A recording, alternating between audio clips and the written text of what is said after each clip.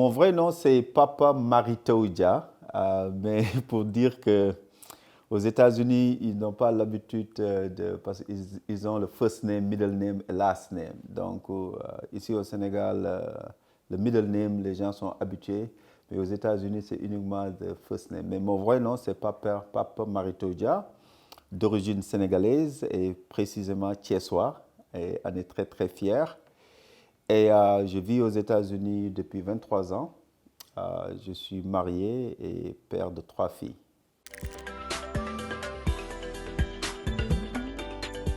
J'ai quitté le Sénégal le 26 juillet 1998 et c'était quelques jours avant la finale de la Coupe du Monde. C'était la France et le Brésil, donc je me rappelle précisément.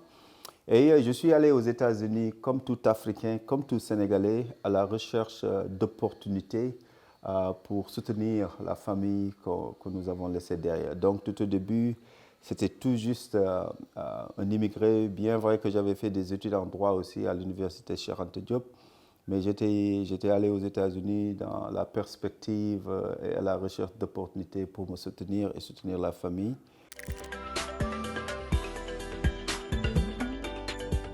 J'ai une approche plus ou moins panafricaine. Donc moi, la façon dont j'ai été éduqué, j'ai tout le temps valorisé l'être humain. Donc que vous soyez sénégalais, africain, américain, européen, j'ai toujours du respect à l'être humain. Et moi, j'ai tout le temps cru que dans la vie, tout un chacun qui va réussir quelque chose, c'est à travers un autre individu. Donc l'être humain occupe une place très importante dans ma façon de voir.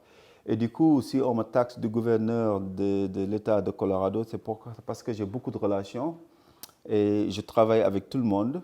Et aux États-Unis, quelqu'un qui parvient à regrouper un certain nombre d'individus, là, les politiciens s'attachent à toi, ils s'intéressent à toi.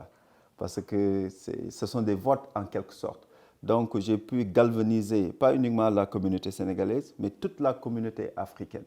Ce qui fait que les politiciens s'intéressent à moi, et ce qui fait que les entrepreneurs, les businessmen s'intéressent à moi.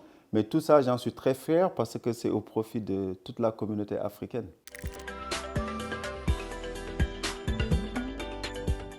Oui, je suis le président et le fondateur du African Leadership Group. Et je le dis souvent, hein, je ne suis pas allé aux États-Unis pour créer le Sénégal Leadership Group, mais African Leadership Group. Parce que moi, je me dis qu'en tant qu'Africain, ce qui nous a vraiment différenciés, c'est uniquement les colonisateurs qui sont venus et qui ont vraiment divisé l'Afrique. Mais si vous voyez de très près, tout Africain, on est des frères et des sœurs. Et je pense qu'on a beaucoup plus d'atouts si on a cette approche panafricaine que cette approche nationaliste.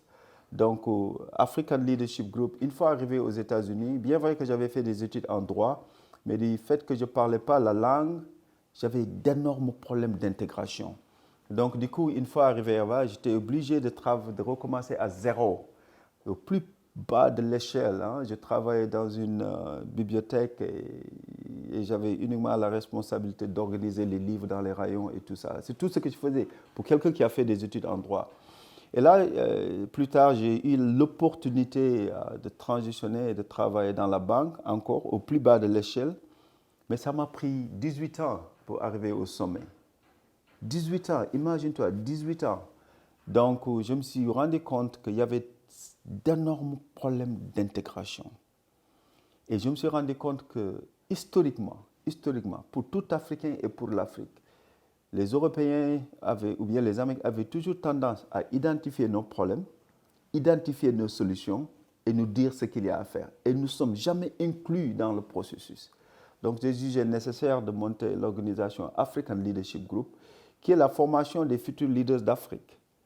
Okay? Et avoir la possibilité de faire partie pour identifier les problèmes, identifier les solutions et participer à ce rôle. Donc, c'est ça l'objectif du African Leadership Group, faciliter l'intégration professionnelle des immigrés africains du point de vue social, économique et éducationnel. Très difficile, très difficile. Euh, Très difficile. Les Africains, les Sénégalais de manière générale, une fois arrivés aux États-Unis, c'est très compliqué. les États-Unis, c'est un pays qui a ses propres réalités. Si tu ne parles pas l'anglais à un certain niveau, c'est impossible de t'intégrer.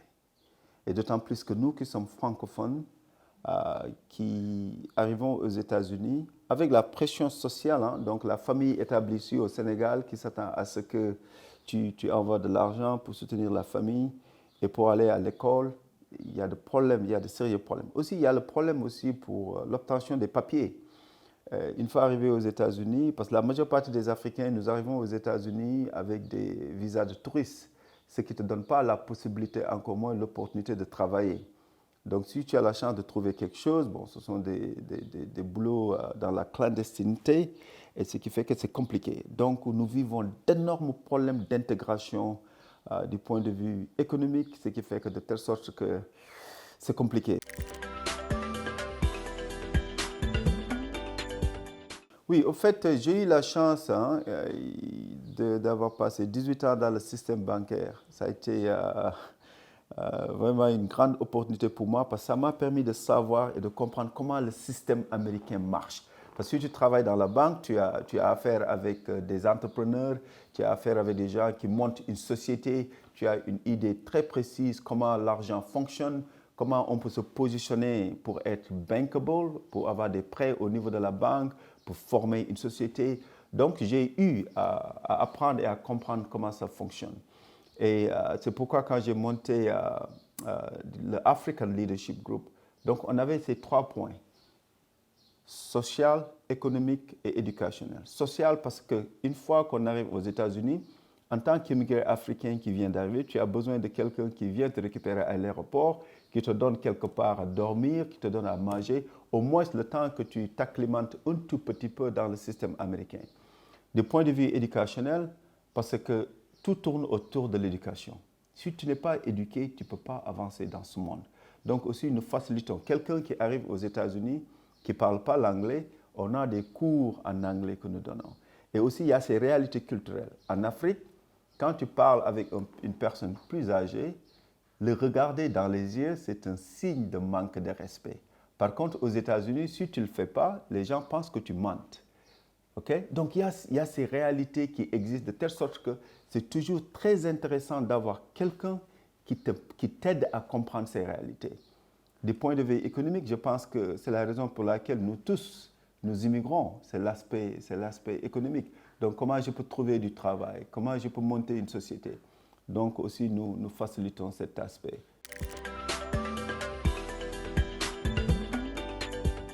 Mais bien sûr, hein, présentement, je suis aux États-Unis et je viens souvent avec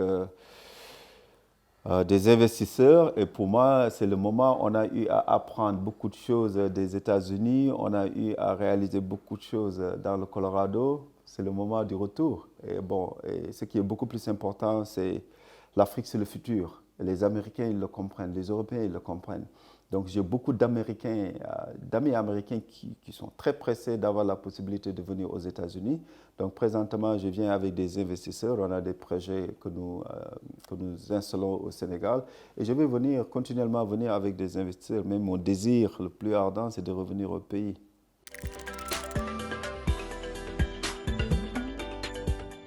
Bon, vous savez, l'Afrique a ses propres réalités. Et effectivement, c'est le futur. Mais quand même, en tant que...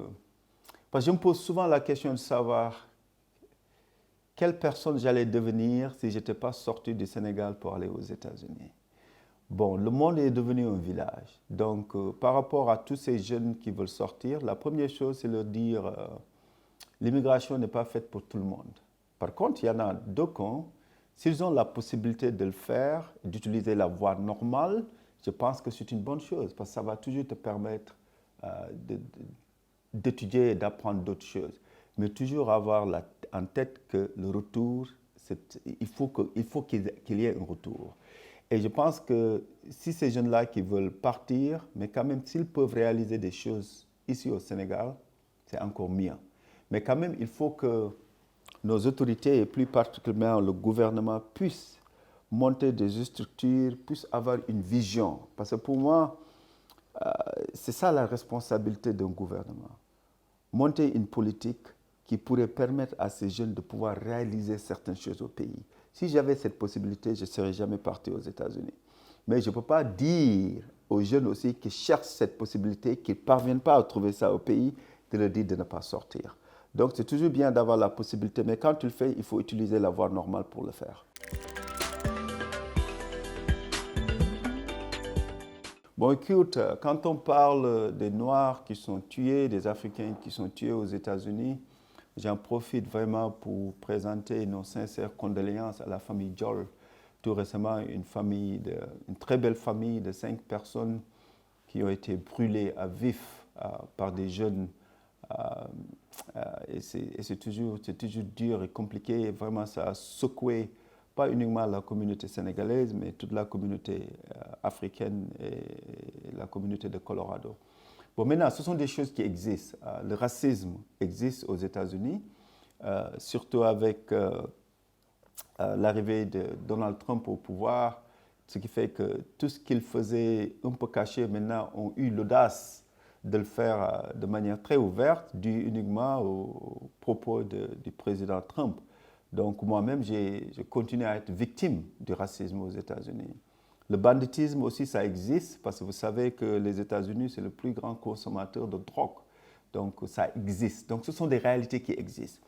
Mais ce que je veux dire par là aussi, partout où tu vas dans le monde, tu auras toujours la possibilité de voir de très bonnes personnes, mais aussi il y aura toujours des mauvaises personnes.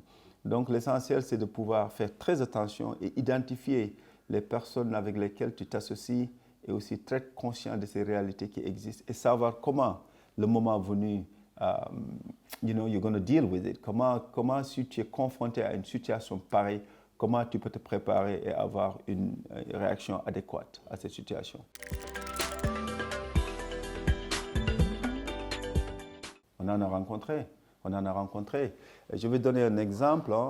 Tout récemment, il y a à peu près 2 ans, il y a quelqu'un qui a vraiment traité de nègre, utilisé tous les noms.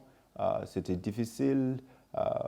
Quand tu étais dans la banque, en tant que manager de la banque, souvent il y avait des clients qui venaient et qui demandaient à parler avec le manager. Je sors, je me présente comme le manager, ils ne veulent pas parler à un noir, encore moins un africain. Donc ça, ce sont des choses qui existent. Mais l'essentiel, c'est de savoir comment rebondir et ne pas en faire des choses personnelles. Okay? Parce qu'il y a beaucoup de gens qui ont vraiment eu à rater ces opportunités parce qu'émotionnellement, ils n'étaient pas préparés pour savoir comment gérer une situation pareille. Même ceux qui sont restés en Afrique aussi, ils sont confrontés parfois à des difficultés. Ça, c'est la vie. Partout où tu vas dans le monde, il y aura toujours des difficultés. Mais le plus important, c'est de savoir comment les gérer et comment rebondir. Moi, mon approche, c'est ne pas laisser à ces moments difficiles de définir mon futur. Au contraire, je les identifie et je les prends comme des opportunités. Ça va me permettre d'apprendre quelque chose, de savoir comment me présenter, me représenter et aussi d'en utiliser comme expérience pour donner aux autres l'opportunité d'apprendre et de savoir le moment venu comment réagir par rapport à ça.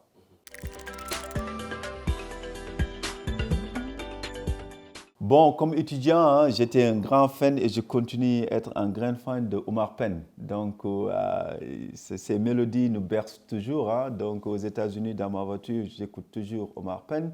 Mais aussi, maintenant, avec les jeunes, j'écoute un peu de tout. J'écoute Carlou D, j'écoute El Hadj Ndiaye qui est basé au Canada. J'étais aussi un grand fan de Missal. Donc, je suis un mélomane et j'écoute toute la musique, mais aussi...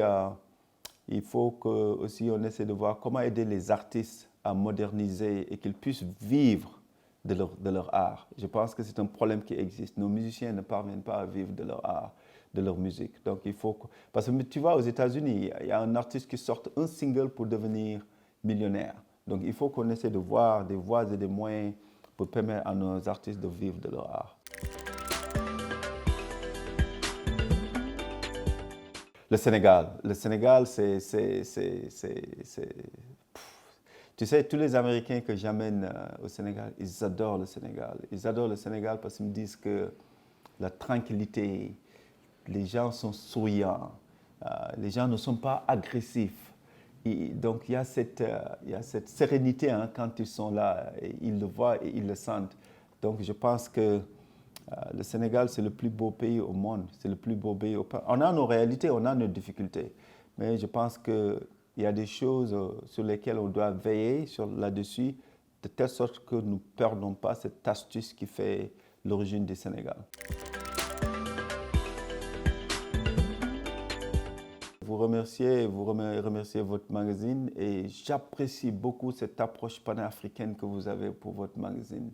Et je pense et je voudrais vraiment qu'on ouvre une fenêtre pour les Noirs américains qui sont basés aux États-Unis, qui cherchent à retourner au pays. Leur pays, c'est l'Afrique. Leur continent, c'est l'Afrique.